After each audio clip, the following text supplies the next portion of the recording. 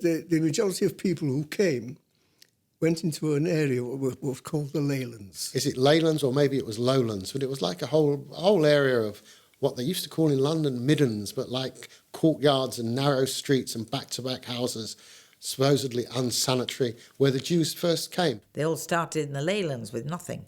The Leylands was Newtown. Camp Road was a bit posher than the Leylands, but not much. We only paid 8 shilling a week rent. With no hot water either.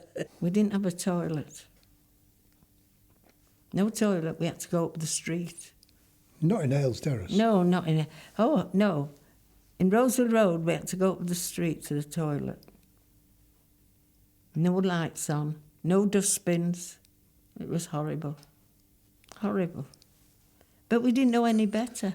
Yeah, but there were people a lot worse than we were. Oh, I know that.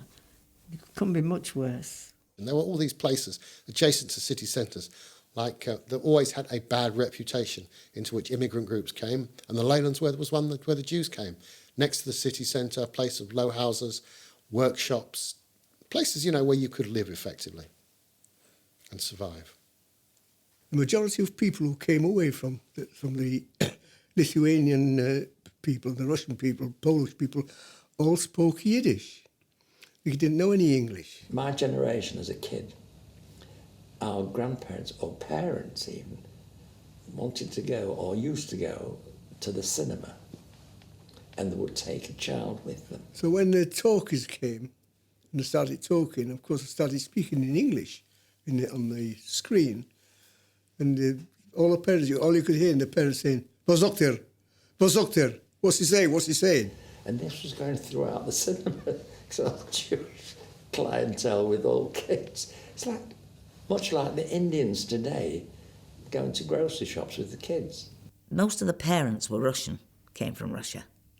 And the one thing in life these parents wanted was to educate their children, because some of them couldn't speak English. The Jewish psyche, the Jewish idea is education.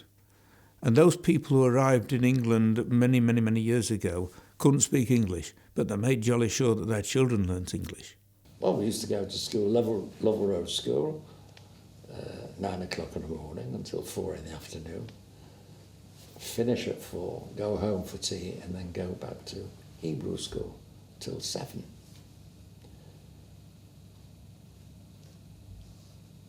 I think I'd have had more sense, wouldn't you?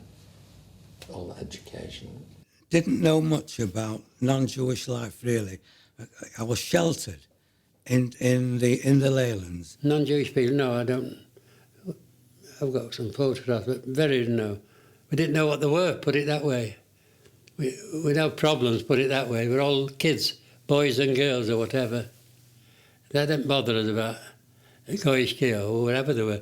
I mean, that's all there was in the school. 90% or more were Jewish kids. The difference was it was in your own mind, because you were friends with them. You know what I mean? So it didn't really, the religion didn't come into it at all, because you went to the same school and you sat next to them in the classroom. You didn't think that way at all. It was mostly going to Hebrew school at night that a lot of the non-Jewish lads used to wait for us, and we used to scrap before we got into the Hebrew school. We split up into gangs. The non-Jewish kids went to a gang called Clarkie's gang, and our gang was Mocky Cohen's gang. And we used to call them Yocks, and they called the Sheenies. But there was no animosity. It was just a figure of speech, just describing who we were. I thought it was part of the religion to have a fight to get into Hebrew school. But I realised it had nothing to do with the scriptures.